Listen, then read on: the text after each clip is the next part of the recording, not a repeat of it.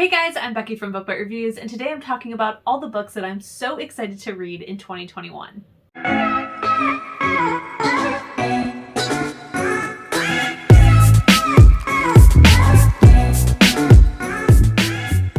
Now, just like last year, I'm sure that once this video goes up, I will learn about all kinds of more books. So if you guys are interested in seeing all the other books that I'm interested in reading throughout next year, be sure to follow me on Goodreads. I always have it linked down below in the description box, and I do have a bookshelf on there that's called 2021 New Releases or Anticipated Reads, something like that. So you can find it on there. But right now, these are all the books that I have.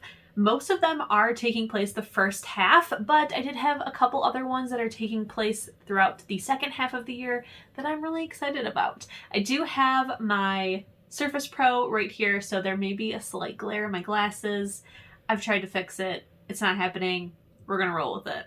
So let's go ahead and start with January. I have one book this month that I'm excited for. It comes out January 12th, and that is Concrete Rose by Angie Thomas. This is a prequel to The Hate U Give. It follows Star's father as a teenager, and I'm really interested in reading it.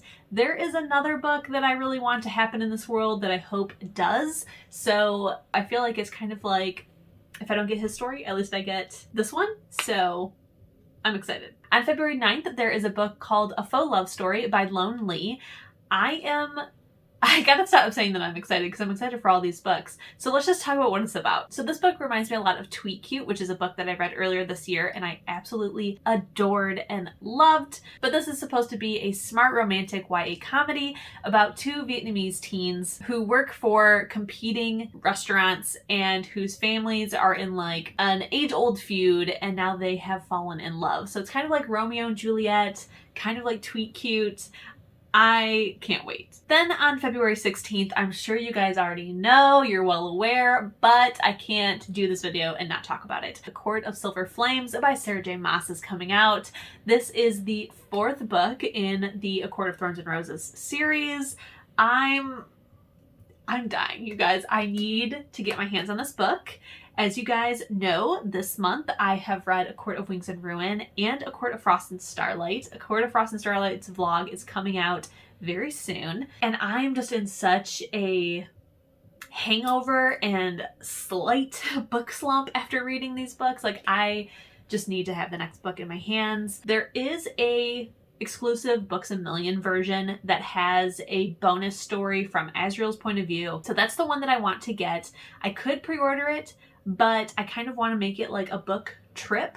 So I'm hoping that I can save up some money and go to Books A Million, pick that up, as well as some other items, and do like a little haul for you guys. The next book that I'm very excited to read, it comes out on March 2nd.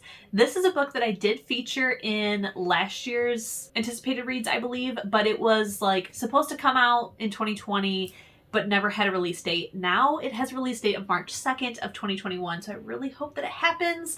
And that is Firekeeper's Daughter by Angeline Boulley. This is an Own Voices Native American YA, and it's also a thriller. So this book is about a biracial teen who, number one, has never felt like she belongs on the reservation or outside of the reservation because of her mixed heritage. Now she witnesses a brutal murder and is convinced to go undercover. I believe, like, in connection with the authorities. I don't think like she does it on her own, but she goes undercover to bust up the corruption going on in her community. Next, on April 6th, Blessed Monsters by Emily A. Duncan comes out.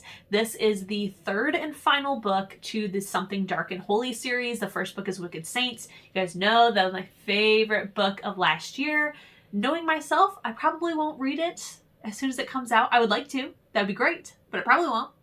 Just knowing me. But I am super excited about it. I'm very interested to see how the series is going to wrap up. This has been such a important series to me, and I love it, and I can't wait to get my hands on it. Now in May and June is when the bulk of the books that I'm excited about come out, so very interesting.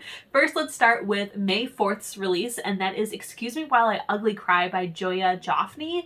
This is a book about a girl named Quinn who writes everything down in like list format in her journal, and then her journal goes missing. So this gives me very, very strong To All the Boys I Loved Before vibes. I'm really excited. I love To All the Boys I Loved Before, so this sounds amazing. Apparently our character One of the lists like goes up anonymously on Instagram, and then she gets blackmailed into facing her like 7 greatest fears, or the entire journal will go public. So I have some like premonitions of what I think is going to end up happening.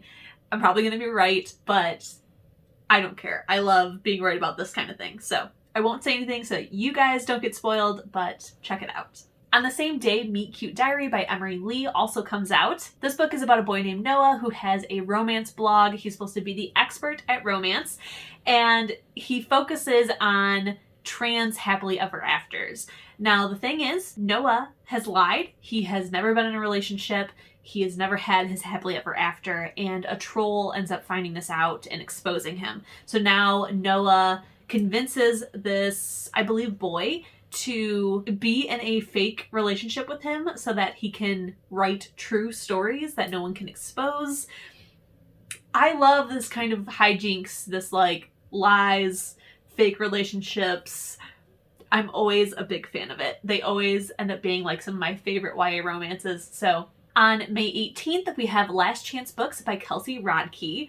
This is I think it's technically still YA, but it also kind of feels like new adult. So we have our character Madeline, who I think she's graduated college. If not, she's still in college, but her plan is once she graduates college to take over the family-run independent bookstore. The problem is that across the street, a chain bookstore has opened up and they are stealing all of their customers. So the tagline that I really like from this book is, not only is he, which is the owner of the chain bookstore, stealing her customers, but he also has the audacity to be extremely cute. So I'm excited, but also like we have to save this independent bookstore. So hopefully they fall in love and then she convinces him to like get rid of the chain.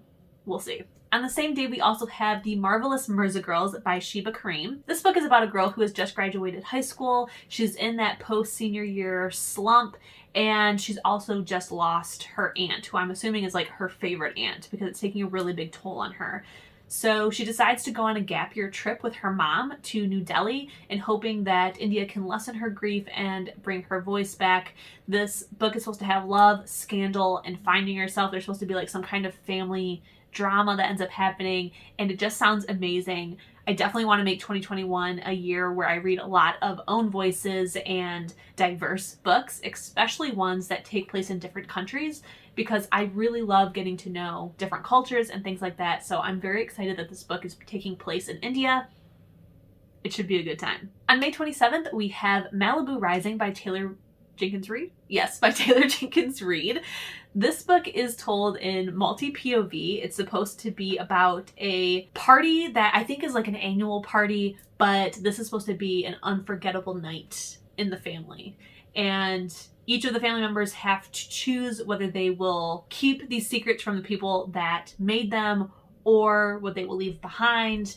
It sounds very interesting and very like dramatic. I really, really love The Seven Husbands of Evelyn Hugo. I enjoyed, what was the other book? Something about Daisy, if I'm not mistaken.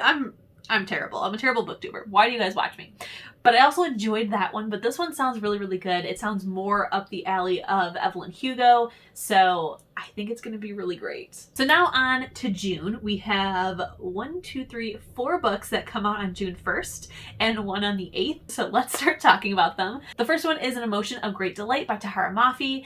This book, I feel like, is going to be what people were expecting when they read A Very Large Expanse of Sea, but they didn't get that, so now she wrote this one to like give them what they were looking for. So a lot of people's complaint with that book was that they thought it was going to focus a lot more on being a Muslim teen post 9/11, and what it more was her finding herself and finding love.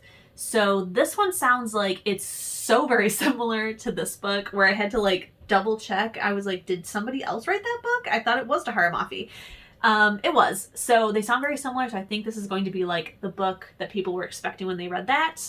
Now she wrote it. It says it's supposed to be a searing look into the world of a single Muslim family in the wake of 9/11. Next is Jay's Gay Agenda by Jason June.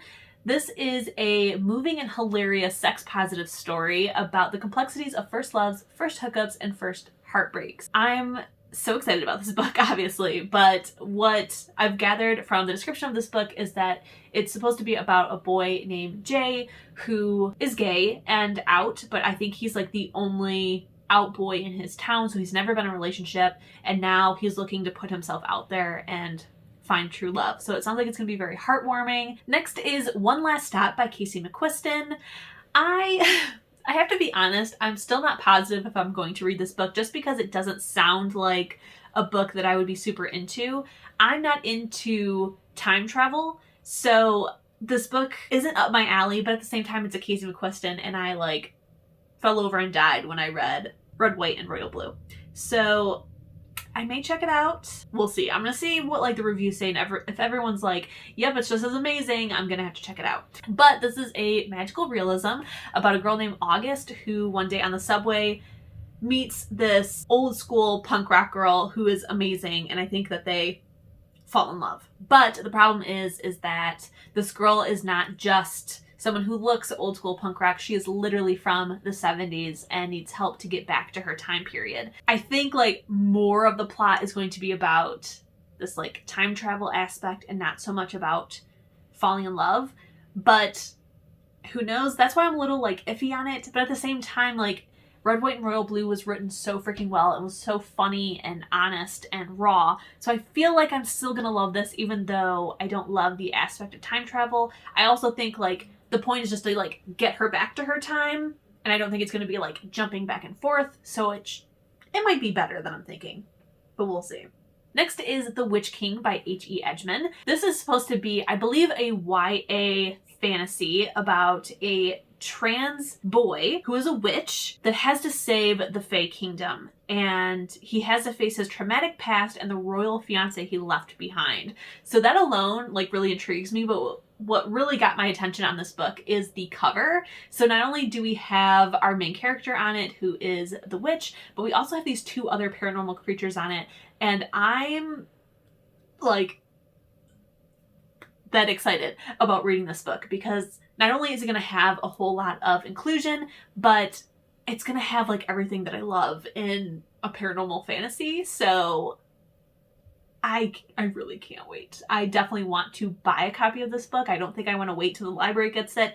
I think I want to own a copy and then hopefully love it. And then on June 8th, we have Love and Other Natural Disasters by Misa Sagira, I think is how you pronounce it. I apologize if I pronounce that incorrectly. But this book is about a girl who's hoping for an ideal summer romance. Instead, she gets convinced to be in a fake relationship with a girl that she really likes, and she's hoping that she can make this relationship real. So I've already talked about how much I love fake romances. This should be spot on. Then on July 6th, we have two books that come out the same day that I'm really excited for. The first one is Any Way the Wind Blows by Rainbow Rowell. This is the third book in the Simon Snow series, the first one being Carry On, but I don't know if it's the last one. I want to say that it is, but I honestly don't know because I don't think it's ever come out if it's the last one or if there will be more. Either way, I'm like, ugh, so excited. I've already pre-ordered it. I pre-ordered it back in like August. I have a long wait, but I do have a copy that is on its way to me as soon as it's available, and I'm really excited about it. The other book that comes out on the same day is Survive the Night by Riley Sager. I am a big fan of Riley Sager's books. They're always so well done, so I'm really excited for this one. So far, the two that I have read have been 5 stars. So for this one, it takes place in 1991. We have 2 college students who meet to do a rideshare to go back home. And that's because there is a serial killer on the loose. And our girl, Charlie, she's going home because one of her best friends was the most recent victim of the serial killer. So she's feeling all this guilt and she wants to go home. Our driver, who is a boy named Josh, he is supposedly returning home to take care of his sick mom. But as the journey goes on, Charlie becomes very suspicious of Josh and thinks that maybe she's in the car with the campus killer. On August 3rd, we have Gods and Monsters by Shelby Mahurin. This is the 3rd and final book in the Serpent and Dove trilogy. I have yet read the second book. I'm really nervous. I just haven't been in the mood to read it yet. I own it, just haven't read it. And then I've also seen like some mixed reviews about it, so now I'm really like, ugh. But I think I'll probably still read it, enjoy it, and want the third book. On November 2nd, we have Crescent City #2 by Sarah J. Maas. We have no title, we have no cover, but I don't care. Crescent City is probably going to be my #1 book of 2020, so I cannot wait to get my hands on the next one. I am really upset that I have to wait basically an entire another year to get my hands on it, but I don't care. First one was amazing. Can't wait to read the second one. I hope it's just as long, and I'm just ready. And then last but not least is our final book. This book I don't have a release date on, so I have heard some rumors that it may be like in the May-June area, but who knows? And that is Here's to Us by Becky Albertalli and Adam Silvera. I believe Adam Silvera also wrote it because it's a sequel to a book that they wrote together, but everywhere I look, it only says Becky Albertalli, so I don't know. But it is the sequel to What If It's Us, and I love that book. I'm very happy that it does get a sequel because I'm very interested to know what's going to happen. My book club read this in 2020 and they all loved it, so I'm very excited to share with them that there will be a sequel. It's going to be a really good time, hopefully. Alright guys, those are all the books that I'm super excited to read in 2021. Definitely be sure to leave a comment telling me what books you are most excited about reading. Don't forget, if you enjoyed this video, to please give it a thumbs up. Keep reading, stay safe, and I'll see you in my next one. Bye!